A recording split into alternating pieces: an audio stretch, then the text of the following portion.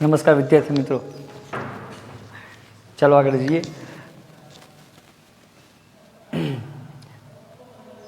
ગયા લેક્ચરની અંદર રોજિંદા જીવનમાં પીએચનું મહત્ત્વ, એની અંદર પહેલા બે મુદ્દા જોયા હતા. બરાબર, સૌથી પહેલું હતું સજીવના અસ્તિત્વમાં પીએચનું મહત્ત્વ. સજીવના અસ્તિત્વમાં પીએચનું મહત્ત્વ કઈ રીતે હતું? તો કે ભાઈ, આપણા શરીરની અંદર થતી તમામ દેહધાર્મિક ક્રિયાઓ એટલે કે જૈવિક ક્રિયાઓ, દેહધાર્મિક ક્રિયા એટલે જૈવિક ક્રિયા મતલબ કે ભાઈ આપણે જીવતા રહેવા માટે જેટલી ક્રિયા કરવી પડે બધી કેવી કહેવાય? દેહધાર્મિક ક્રિયા, જૈવિક ક્રિયા.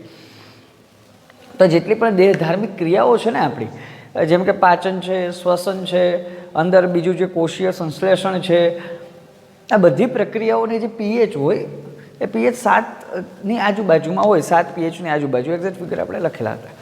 તો 7 પીએચ એક્ઝેક્ટ 7 થી 7.8 પીએચની વચ્ચે હોય છે.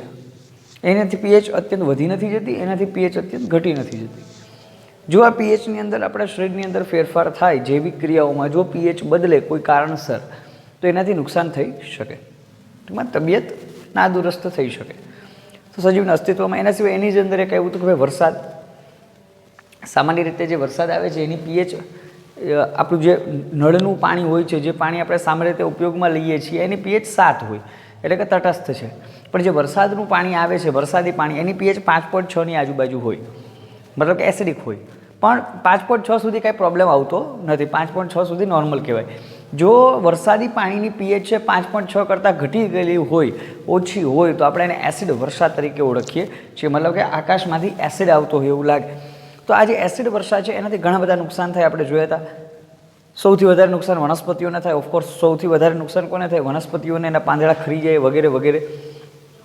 પ્રાણીઓને મોટા ભાગે વધારે નુકસાન થતું નથી, જે સ્થળચર પ્રાણીઓ એટલે કે આપણે છીએ એને, કારણ કે આપણે કોઈ પણ આશરો લઈને એની નીચે રહેતા હોઈએ.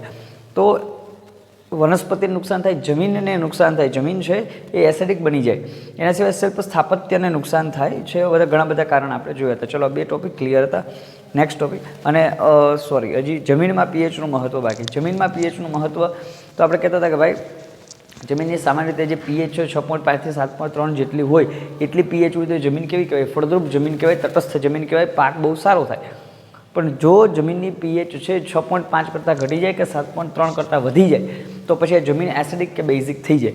જો પીએચ 6.5 કરતાં ઘટી જશે, 6.5થી નીચે જશે, 6માં 5.5, 5, 4.5, 4 આવી પીએચ થઈ જાય તો જમીન એસિડિક થઈ ગયેલી કહેવાય. તો એ જમીનને બેઝિક કરવા માટે એની અંદર CaO, ક્વિક લાઇમ, કળી ચૂનો, કેલ્શિયમ ઓક્સાઇડ, બધા એક જ નામ છે, હા, એને ઉમેરવામાં આવે છે, આપણી ભાષામાં ચૂનો. તો એનાથી જમીન કેવી થઈ જશે? બેઝિક. જો જમીન છે બેઝિક મતલબ કે તટસ્થ, જો જમીન અત્યંત વધારે બેઝિક થઈ જાય તો એને તટસ્થ કરવા, થોડી ઘણી એસિડિક કરવા માટે શું ઉમેરવામાં આવે? જીપ્સમ ઉમેરવામાં આવે. જીપ્સમનું અણુસૂત્ર છે CaSO4 × 2H2O. ચલો, અણુસૂત્ર તમારે જરૂર નથી જીપ્સમનું. ત્યાં જીપ્સમનું બીજું નામ છે ચીરોડી. આટલું જોયું હતું. આગળના ભાગમાં જઈએ. આવે છે નંબર 3. આ પહેલાં 2 જોયા, સજીવોના અસ્તિત્વમાં પીએચનું મહત્ત્વ. બીજું જોયું જમીનમાં પીએચનું મહત્ત્વ. હવે આવે છે નંબર 3, પાચનમાં પીએચનું મહત્ત્વ. ચલો, પાચનમાં પીએચનું મહત્ત્વ કઈ રીતે? હવે પાચનમાં પીએચનું મહત્ત્વ જોશું આપણે. જોજો, સોરી. ચલો, પાચનમાં કઈ રીતે પીએચ ઉપયોગી છે તો જુઓ. આમાં એક આખો કિસ્સો જ આપેલો છે. આપણે સામાન્ય રીતે ખોરાક લઈએ છીએ. હવે આપણે ખોરાક જે ખાઈએ છીએ સૌથી પહેલાં ક્યાં જશે? અન્નનળીમાં. અન્નનળીમાંથી ક્યાં જશે? જઠરમાં. હવે આપણો ખોરાક જઠરમાં જાય ત્યારે શું થાય? તો જુઓ, આપણે આના વિશે વધારે માહિતી ચેપ્ટર નંબર 6માં મેળવવાની છે, જૈવિક ક્રિયાઓ નામનું ચેપ્ટર. એમાં પાચન તંત્ર આપણે જોશું. હવે આપણે ખોરાક લઈએ અને ખોરાક જઠરમાં જાય ને, હવે જઠરમાં શું સિસ્ટમ છે? જઠરની અંદર જેવો ખોરાક પહોંચે એટલે જઠર છે એ HCl મુક્ત કરે. જેમ ખોરાક આવે એમ શું મુક્ત કરે? HCl. HCl એટલે હાઇડ્રોક્લોરિક એસિડ. HCl એટલે હાઇડ્રોક્લોરિક એસિડ. આવું આપણું એક જઠર હશે.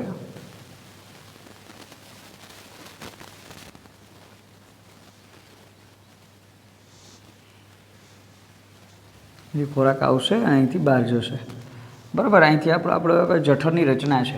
તો ખોરાક જેવો જઠરમાં આવશે એટલે જઠરની જે દિવાલો છે કે નહીં, આ જઠરની જે દિવાલો છે, જઠરની રચના જે આપણે આખી જોશું આવતા ચેપ્ટરમાં, જઠરની જે રચના છે આ જઠરની અંદરથી શું મુક્ત થતું હશે તો કે HCl. જેટલો વધારે ખોરાક આવે એટલો વધારે HCl મુક્ત થાય. તો આ HCl મુક્ત થઈને શું કરે તો કે આ HCl છે ને ખોરાકને જંતુ મુક્ત કરવાનું કાર્ય કરે. ખોરાકને જે અલગ અલગ, કારણ કે ખોરાકમાં આપણે ગમે એટલી સાવચેતી રાખીએ પણ થોડાકમાં થોડા ઘણા તો સૂક્ષ્મજીવો જવાના જ છે, હાનિકારક સૂક્ષ્મજીવો. તો હાનિકારક સૂક્ષ્મજીવોને નષ્ટ કરવાનું કામ કોણ કરશે? એસિડ, HCl, હાઇડ્રોક્લોરિક એસિડ કરે છે. બીજી એક વાત અહીંયા પ્રશ્ન થવો જોઈએ કે ભાઈ આપણે ખોરાક લઈએ, જઠરમાં જાય કાંઈ વાંધો નથી, HCl મુક્ત થાય એમાં પણ આપણને પ્રશ્ન નથી, પણ HCl મુક્ત થાય હોય એસિડ તો અત્યંત જલદ છે કે નહીં? HCl આપણે વાત કરતા હતા કે ભાઈ HCl હોય અહીંથી ધાર કરીએ તો હોહરવી નીકળી જાય, એટલું વધારે જલદ છે. તો HCl જ્યારે જઠરમાં મુક્ત થાય ત્યારે જઠરને દિવાલોને તો નુકસાન થતું જ હશે, પણ થતું નથી. શા માટે? સાથે સાથે જઠર છે HClની સાથે શ્લેષ્મનો સ્ત્રાવ કરે. આ શ્લેષ્મ છે એ ચારે બાજુની દિવાલો ઉપર ગોઠવાઈ જાય, પછી HCl આવે એટલે શ્લેષ્મ છે જઠરની દિવાલોને બચાવી રાખે. તો હવે અહીંયા આપણે pH આમાં ક્યાં આવે છે જુઓ. હવે જો આપણે વધારે ખોરાક ખાઈએ તો અપચો થઈ જાય. શું થઈ જાય? અપચો. મતલબ કે આપણા પાચન તંત્રની કોઈ કેપેસિટી છે કે નહીં, એને કંઈક કેપેસિટી હશે, પછી આપણે જમે જ રાખીએ તો શું થાય? ખોરાકની માત્રા અત્યંત વધી જાય, અપચો થાય. એટલે કે જઠરની અંદર ખોરાકની માત્રા જેમ વધતી જાય એમ HClનું પ્રમાણ પણ વધતું જ જાય. એના 4-5 કારણ છે. ખાલી વધારે ખોરાક ખાવાથી નહીં, વધારે ખોરાક ખાશો અપચો થશે તો HClની માત્રા વધશે. નંબર 2, જ્યારે અત્યંત વધારે તીખું ખવાઈ જાય અથવા અત્યંત વધારે કોઈ જે વાસી ખોરાક છે આપણે ખાઈએ, ત્યારે જો તીખા ખોરાકની અંદર પણ શું તીખાશ વધારે હશે તો એને સંતુલિત કરવા માટે પણ HCl વધારે મુક્ત થાય. પછી તો કે ધારો કે આપણે વાસી ખોરાક ખાઈએ તો એની અંદર સૂક્ષ્મ જીવોની માત્રા ને એ બધું વધારે હશે, તો એને નષ્ટ કરવા માટે વધારે HClની જરૂર પડશે. તો આ 4-5 કારણ છે જેના દ્વારા HClની માત્રા કેવી હોય? અત્યંત વધારે હોય. હવે HClની માત્રા અત્યંત વધી જશે, પરિણામે ભલે શ્લેષ્મનું સ્તર તો આપણે રાખેલું છે કે નહીં, શ્લેષ્મનું સ્તર આપણે રાખેલું, છતાં પણ HClની માત્રા સતત વધતી જ જાય તો એ આપણા જઠરની દિવાલો ઉપર થોડીક અસર ઉપજાવે, જેથી આપણને બળતરા થાય. અને આ જે બળતરા થાય છે એને આપણે કહીએ છીએ એસિડિટી. બરાબર? અપચાના મોટા ભાગે કોને? અપચો. હવે જ્યારે શરીરની અંદર અપચો થાય ત્યારે HClની માત્રા વધે અને જ્યારે HClની માત્રા વધે ત્યારે એસિડિટી ઉદ્ભવે છે. સમજાણું કે નહીં? તો કે ભાઈ અપચો થાય અથવા અત્યંત તીખાશવાળું ખાધેલું હોય અથવા અત્યંત વાસી ખોરાક લીધેલું હોય ત્યારે HClની માત્રા કેવી થઈ જાય? વધી જાય. HClની માત્રા વધશે એટલે થોડી ઘણી અસર દિવાલો ઉપર થશે. હવે આ જે થોડી ઘણી અસર થાય છે એના લીધે બળતરા થાય, ને આ બળતરા થઈને આપણે શું કહીએ છીએ? એસિડિટી તરીકે ઓળખીએ છીએ. ચલો ખ્યાલ આવ્યો કે નહીં? એટલે જો એસિડ, પછી ઈટી તો આપણે લગાવી દીધો પાછળ, એટલે એસિડિટી. હવે આ જે એસિડિટી થાય છે, એસિડિટી નહીં, ચાલો એસિડિટી. હવે આ જે એસિડિટી થાય છે એને આપણે એનાથી છુટકારો મેળવવો હોય, મટાડવી હોય એસિડિટી, તો એના માટે શું કરવું પડશે? તો જો ભાઈ HClની માત્રા વધેલી છે એટલે જ એસિડિટી થઈ કે નહીં? તો જો HClની માત્રા જે છે એને આપણે ઘટાડવી હોય તો આપણે તટસ્થીકરણની પ્રક્રિયા કરવી પડે. કઈ પ્રક્રિયા? તટસ્થીકરણની. આ HCl તો અહીંયા વધેલું જ છે. જો આની અંદર આપણે બેઝ ઉમેરીએ તો HClની અસર ધીમે ધીમે ઓછી થશે. એક સમય એવો આવશે કે ત્યાં પાછું જે અહીંયા જે આપણો જઠર છે એની અંદર તટસ્થ જે પદાર્થો છે એ થઈ જશે. તો આપણે એસિડિટી થઈ હોય તો કયા પદાર્થોનો ઉપયોગ કરવો પડે? બેઝ પદાર્થોનો ઉપયોગ કરવો પડે. કયા પદાર્થોનો ઉપયોગ કરવો? બેઝ પદાર્થોનો ઉપયોગ. બેઝ છે શું કરશે? તટસ્થીકરણની પ્રક્રિયા કરશે. બેઝનો ઉપયોગ કરવો પડે. અને આ બેઝ પદાર્થો ક્યાં ક્યાં છે? તો કે ભાઈ એસિડિટીની અંદર મોટા ભાગે બેઝ પદાર્થ તરીકે વપરાય છે ખાવાનો સોડા. કોણ વપરાય છે? ખાવાનો સોડા. આ ખાવાનો સોડા છે એના માટે બીજું નામ છે બેકિંગ સોડા. અને ખાવાનો સોડા પણ કહેવાય અને બેકિંગ સોડા પણ કહેવાય. અને આના માટે હજી એક નામ છે NaHCO3, એટલે કે સોડિયમ હાઇડ્રોજન કાર્બોનેટ. આ ત્રણે એક જ છે, ખાવાનો સોડા અથવા બેકિંગ સોડા અથવા સોડિયમ હાઇડ્રોજન કાર્બોનેટ. તો એક તો આનો ઉપયોગ કરવામાં આવે, નંબર 1. નંબર 2, આના સિવાય હજી એક વસ્તુ છે MgOH2. આના સિવાય બીજો કોનો ઉપયોગ કરવામાં આવે? MgOH2. MgOH2 ને આપણે શું કહેશું? Magnesium hydroxide. શું કહેશું આને? મેગ્નેશિયમ. ધ્યાન રાખજો આ નામ, મેગ્નેશિયમ હાઇડ્રોક્સાઇડ. એક તો આ નામે ઓળખશું. બીજું મેગ્નેશિયમ હાઇડ્રોક્સાઇડ સિવાય આપણે એને શું કહીએ છીએ? Milk of magnesia. બરાબર? બધા નામ અહીંયા લખી દઉં છું, ધ્યાન રાખજો. ચલો તો આને MgOH ટ્વાઇસને એક તો કહેવાય મેગ્નેશિયમ હાઇડ્રોક્સાઇડ, બીજું આને શું કહેવાય? Milk of magnesia. શા માટે મિલ્ક ઓફ મેગ્નેશિયા કહેવાય? મેગ્નેશિયમની અંદર જ્યારે આપણે પાણી ઉમેરીએ ને ત્યારે એકદમ સફેદ કલરનું દ્રાવણ બને, માટે જાને શું કહેવાય? Milk of magnesia. બસ આ જ છે પાચન તંત્રમાં પીએચનું મહત્ત્વ. તો અહીંયા પણ HCl મુક્ત થાય, પીએચ વધી જાય તો એને તટસ્થ કરવા માટે બેઝ પદાર્થો વાપરવામાં આવે. તમે ટૂંકનોંધ લખો અને હોમવર્ક મોકલો ત્યારે આવી રીતે મોકલવા નથી, ટૂંકનોંધ લખીને મોકલવાની છે. ચલો કમ્પ્લીટ. તો આ હતું પાચન તંત્રની અંદર પીએચનું મહત્ત્વ. આગળ જઈએ.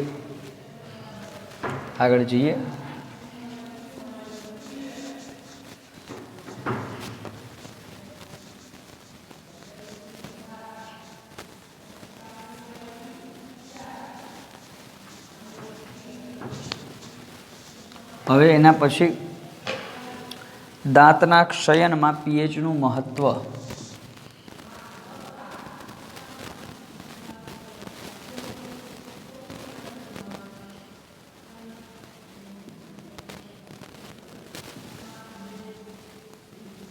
હવે દાંતના ક્ષયનમાં પીએચનું મહત્ત્વ કઈ રીતે કાર્ય કરે જુઓ. દાંતના ક્ષયનમાં એટલે કે દાંતનો જે સડો થાય છે એની અંદર આપણે પીએચ કઈ રીતે ઉપયોગી છે ને શું એમાં થતું હોય. સૌથી પહેલી વાત, આપણે જે દાંત છે એની અંદરની જે પીએચ છે એ મોટાભાગે 5.5 સુધી જળવાવી જોઈએ. કેટલી રહેવી જોઈએ? 5.5 જેટલી. હવે જ્યારે આપણે ખોરાક લઈએ છીએ ત્યારે અંદર ઘણા બધા એસિડિક પદાર્થો હોય, જે એસિડિક પદાર્થોના લીધે હવે એમાં જોઈએ તો આપણે ખાઈ જઈએ. હવે આપણા દાંત જે છે એ દાંતની વચ્ચેના નાના કણો ફસાઈ ગયેલા હોય. તો ધ્યાનથી સમજો. આપણે ખોરાક લઈએ છીએ, ખોરાક આપણે ખાઈ લીધો, બધું કમ્પ્લીટ, ખોરાક ખાઈને ઊભા પણ થઈ ગયા, પણ હવે થશે શું? તો કે ભાઈ એ ખોરાક જે આપણે લીધેલો છે એ ખોરાકના નાના સૂક્ષ્મ કણો આપણા દાંતની વચ્ચેની જગ્યા જે છે ત્યાં ગોઠવાઈ જાય. હવે એ તો કણો ગોઠવાઈ ગયા એમાં કંઈ પ્રશ્ન નથી. હવે શું થશે? તો કે આ દાંતની અંદર આવેલા અમુક પ્રકારના વિઘટક બેક્ટેરિયા. કેવા બેક્ટેરિયા? વિઘટક એટલે કે જે વિઘટન કરતા હોય. વિઘટન એટલે આપણે કીધું હતું ને, એક મોટો ભાગ છે એના નાના ભાગમાં રૂપાંતરણ કરવું, એને કહેવાય વિઘટન. તો આ વિઘટક બેક્ટેરિયા છે એ નાના જે કણો છે એનું વિઘટન કરે, અને આ વિઘટનની પ્રક્રિયા દરમિયાન એ લોકો એસિડ મુક્ત કરે. સમજાણું કે નહીં? તો અમુક પ્રકારના જે વિઘટક બેક્ટેરિયા છે અથવા વિઘટકો છે, અમુક પ્રકારના જે વિઘટકો છે,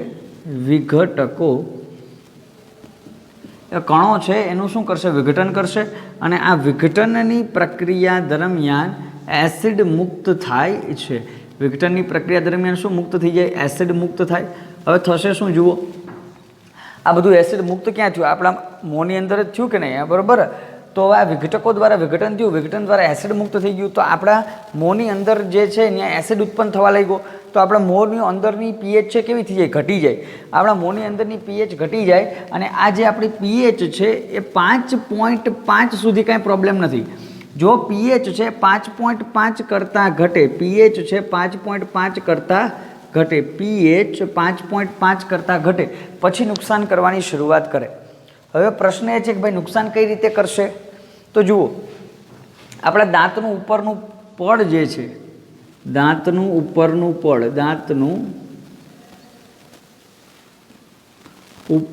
પડ કેલ્શિયમ ફોસ્ફેટનું બનેલું હોય. શેનું બનેલું હોય? કેલ્શિયમ ફોસ્ફેટનું બનેલું જોવા મળે. હવે કેલ્શિયમ ફોસ્ફેટને આપણે લખવા લખી શકીએ કે નહીં? બરાબર. આપણે ટેક્સ્ટબુકમાં આપેલું નથી અણુસૂત્ર, પણ કઈ રીતે લખી શકશું? કેલ્શિયમ છે તો અહીંયા Ca કેલ્શિયમ માટે, પછી છે ફોસ્ફેટ, તો ફોસ્ફેટ એટલે આપણને ખ્યાલ છે PO4.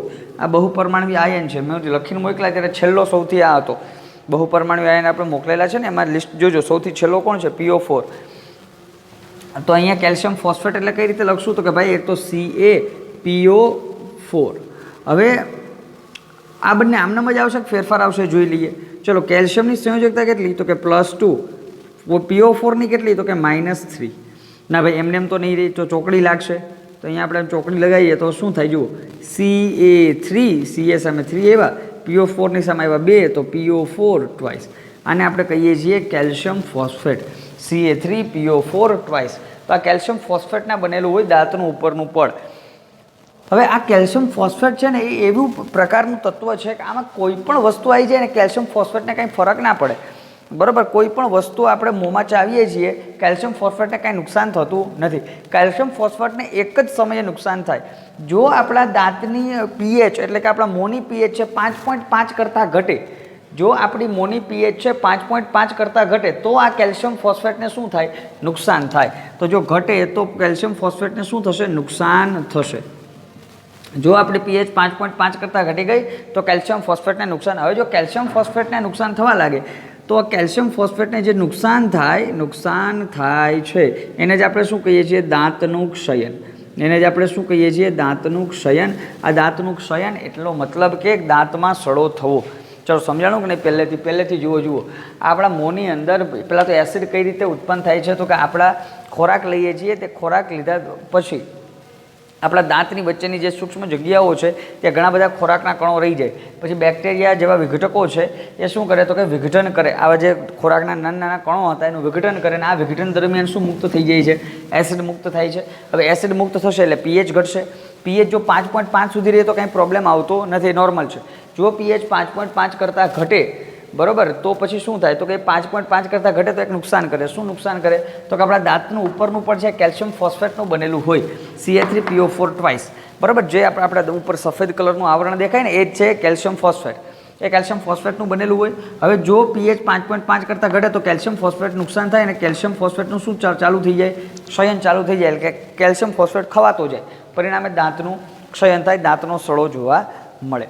ચલો, હવે આને અટકાવવું જ શું કરવાનું? દાંતનું ક્ષયન છે એ આપણે અટકાવવું હોય તો આના માટે આપણે શું કરીએ છીએ?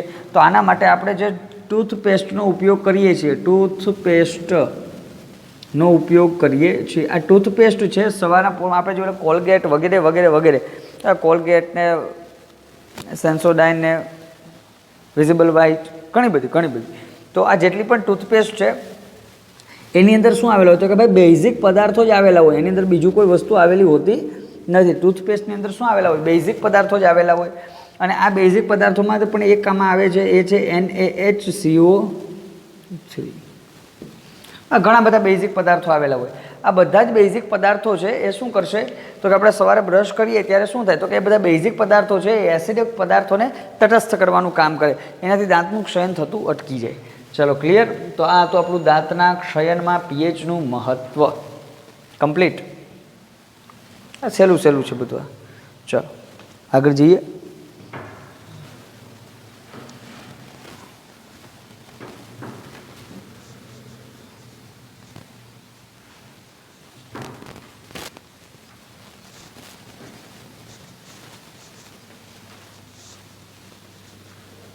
દાંતના ક્ષયનમાં પીએચનું મહત્વ. પછી હવે નેક્સ્ટ આવે છે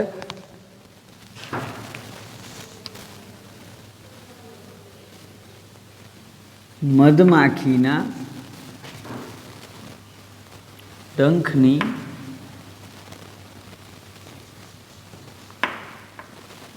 સારવારના ઉપચારમાં પીએચનું મહત્વ. મધમાખીના ડંખની સારવારના ઉપચારમાં પીએચનું મહત્વ. મધમાખી કરડે ત્યારે આપણને અત્યંત વધારે બળતરા થાય. શા માટે બળતરા થાય? મધમાખી કરડે એટલે બળતરા થતી નથી.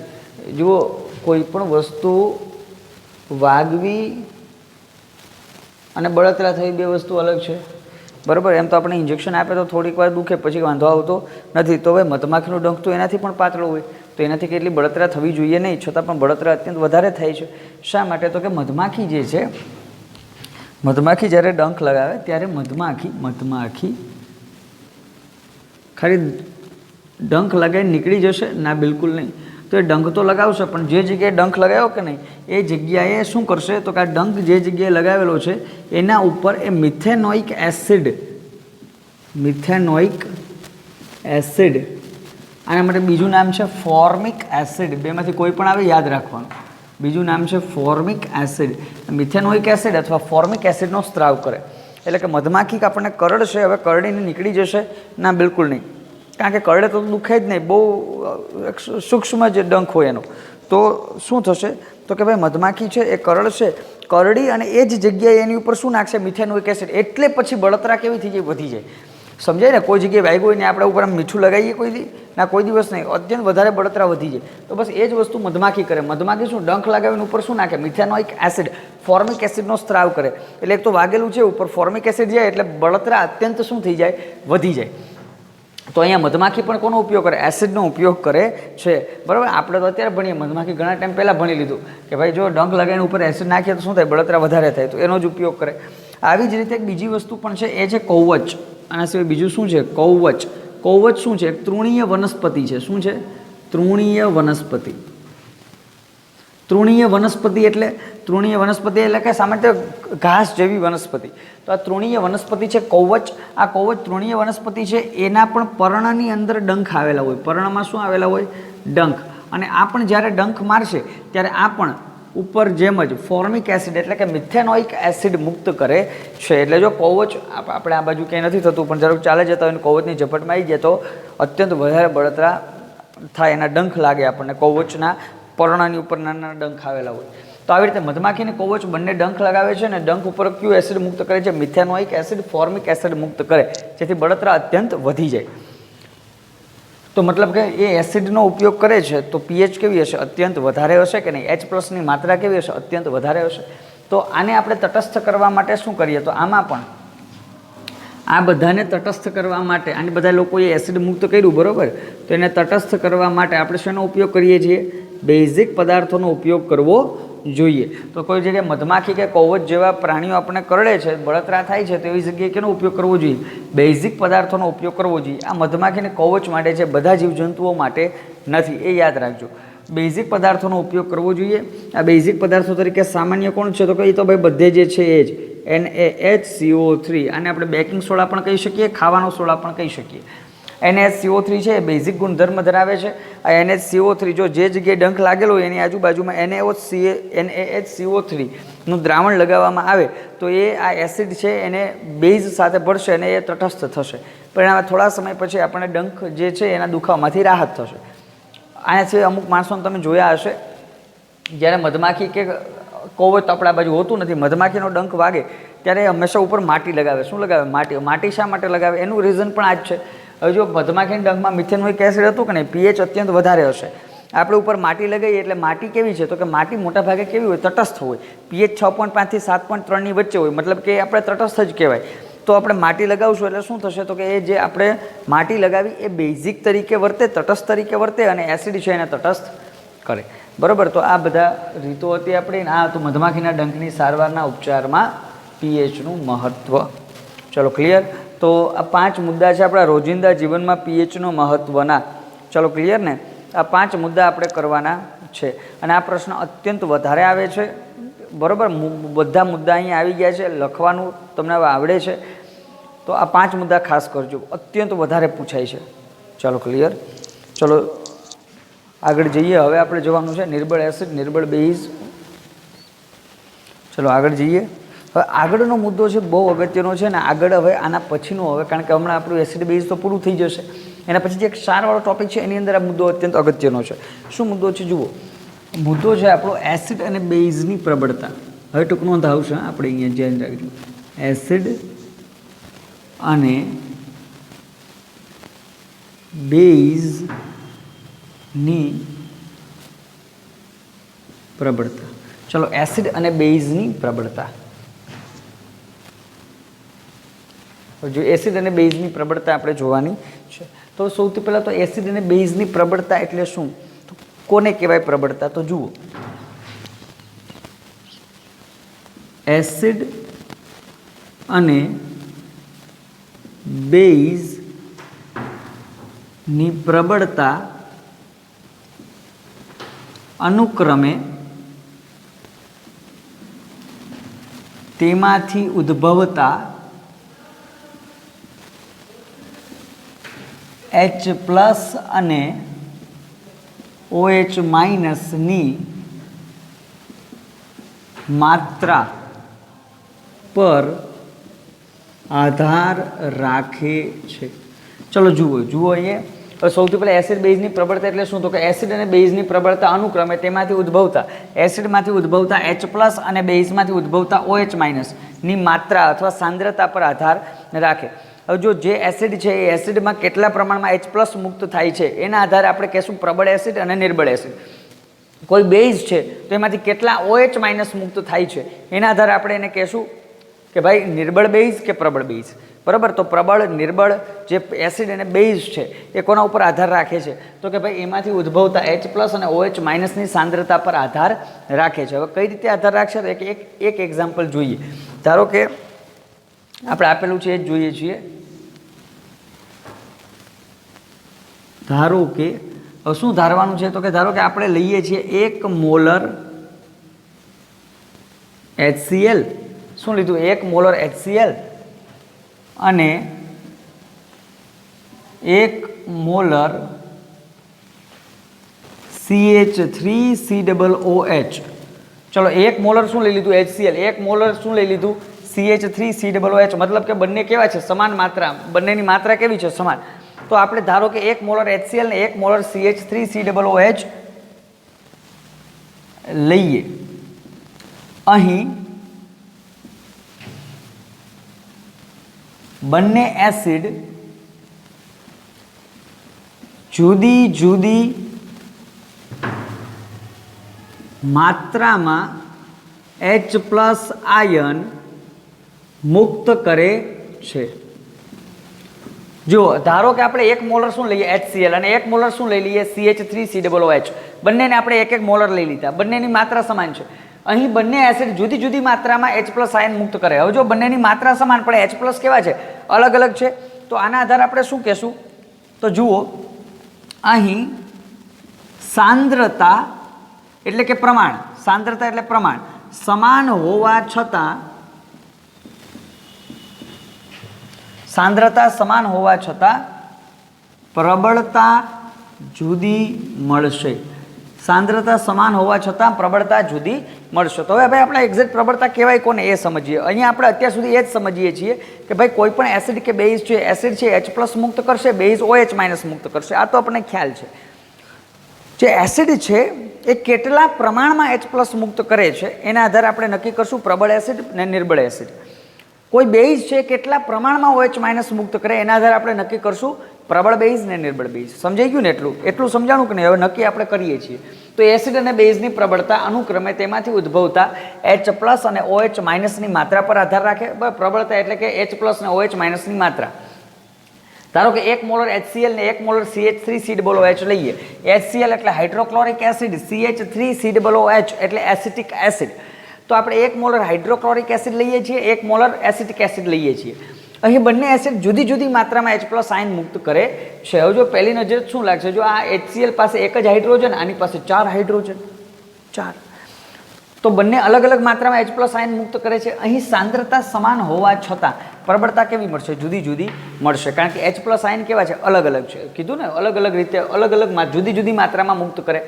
તો H+ અલગ અલગ છે તો પ્રબળતા પણ કેવી હશે? જુદી મળશે. સાંદ્રતા કેવી છે? સમાન. તો બધા એસિડની અંદર એક વસ્તુ જુઓ, જો પ્રમાણ સમાન હોય ને એટલે બધાની સાંદ્રતા સમાન કહેવાય, કારણ કે બધાના પ્રમાણ સમાન છે. પરંતુ પ્રબળતા કોના ઉપર નક્કી થશે? H+ કે OH- માત્રા પર. જે એસિડ વધારે H+ મુક્ત એ આપણે કહીશું, એ વ્યાખ્યા કહું છું. ચલો એટલું ક્લિયર કે નહીં? હવે તો એક પછી એક ઉપર જઈએ. સૌથી પહેલાં આપણે જોવાનું છે પ્રબળ એસિડ.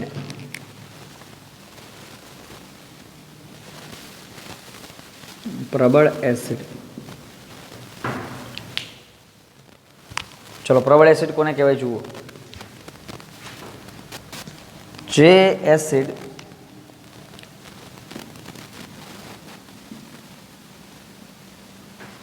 પાણીમાં વધુ માત્રામાં H+ આયન મુક્ત કરે તેવા એસિડને,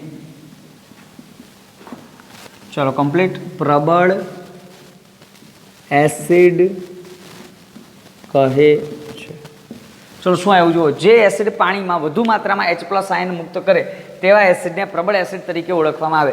જે એસિડ આપણે પાણીમાં ઉમેરીએ અને ઘણા બધા H+ મુક્ત કરતું જાય એને આપણે શું કહેશું? પ્રબળ એસિડ. તો પ્રબળ એસિડના એક્ઝામ્પલ ક્યાં ક્યાં છે? પ્રબળ એસિડના એક્ઝામ્પલ ક્યાં ક્યાં આવશે તો કે ભાઈ આની અંદર આવશે HCl એટલે કે હાઇડ્રોક્લોરિક એસિડ, આની અંદર આવશે H2SO4 એટલે સલ્ફ્યુરિક એસિડ, આની અંદર આવશે HNO3 એટલે કે નાઇટ્રિક એસિડ. આ બધા કેના ઉદાહરણ છે? પ્રબળ એસિડના ઉદાહરણ છે. આ જ્યારે પાણીમાં ઉમેરવામાં આવે ત્યારે H+ કેવો મુક્ત કરશે? અત્યંત વધારે. ચલો કમ્પ્લીટ. હવે આના પછીનો બીજો મુદ્દો આવે છે એ છે આપણો નિર્બળ એસિડ. આના પછી બીજો મુદ્દો આવે છે નિર્બળ એસિડ. તો હવે નિર્બળ એસિડ તો મને લાગે બધાને આવડતું જ હશે ને. હવે સહેલું સહેલું છે બધું, આમાં કંઈ અઘરું તો આપણે આવ્યું જ નથી 10મામાં. ચલો કમ્પ્લીટ. ચલો શું આવશે? જે એસિડ પાણીમાં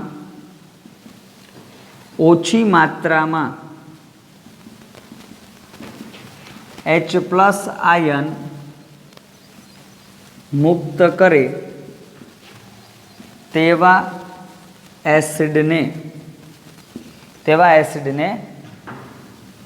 નિર્બળ એસિડ કહે છે.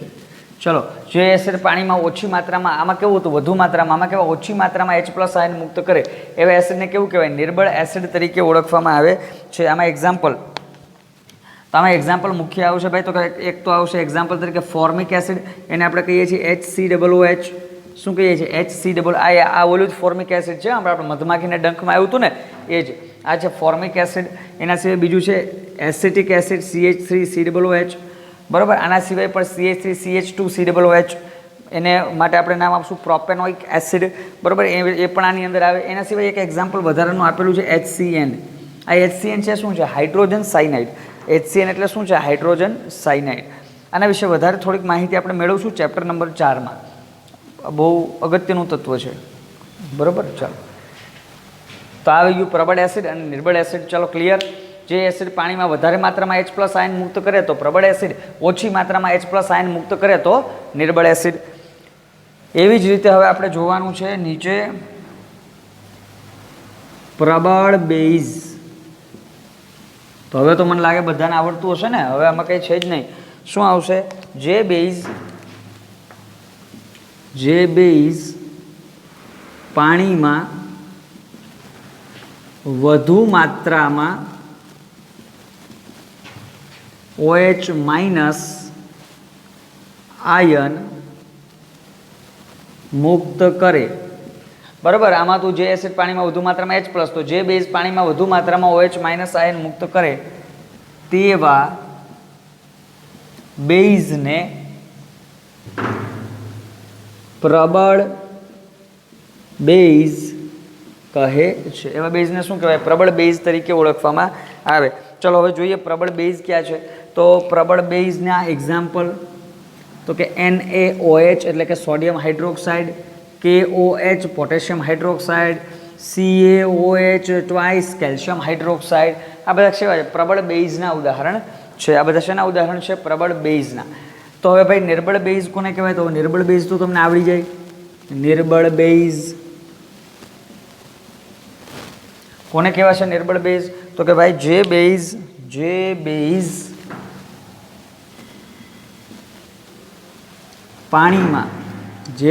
પાણીમાં હવે અહીંયા વધુ માત્રા હતી તો અહીંયા કેવી આવશે? ઓછી માત્રામાં OH- આયન મુક્ત કરે તેવા બેઝને નિર્બળ બેઝ કહે છે. ચલો કમ્પ્લીટ કે નહીં? તો બસ આ છે આપણી એસિડ બેઝની પ્રબળતા. ચલો ક્લિયર. બહુ સહેલો ટોપિક છે, આમાં કંઈ અઘરું છે નહીં. સૌથી પહેલાં એસિડ અને બેઝની પ્રબળતા અનુક્રમે તેમાંથી ઉદ્ભવતા H+ અને OH- ની સાંદ્રતા પર આધાર રાખે. ધારો કે 1 મોલર HCl અને 1 મોલર CH3COOH લઈએ તો ત્યાં એની સાંદ્રતા સમાન છે, પરંતુ બંને અલગ અલગ H+ મુક્ત કરે છે, માટે એની પ્રબળતા સમાન હશે નહીં. તો એ જોયું ને આપણે. જો HCl કેમ આવ્યું પ્રબળ એસિડમાં ને એસિટિક એસિડ કેમ આવી ગયું નિર્બળ એસિડમાં? કારણ કે H+ કેવા છે? જુદા જુદા છે.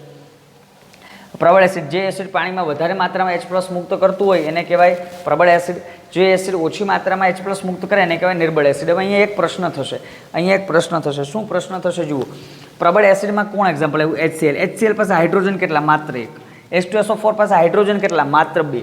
HNO3 પાસે હાઇડ્રોજન કેટલા? માત્ર 1. અને તમે નીચે જોશો તો જો આની પાસે 2 હાઇડ્રોજન, આ મહાનુભાવ પાસે 4 હાઇડ્રોજન, આની પાસે પણ વધારે હાઇડ્રોજન હોય, પણ અહીંયા આપણે સંયોજનો થોડું અલગ રીતે લખેલા છે એટલે.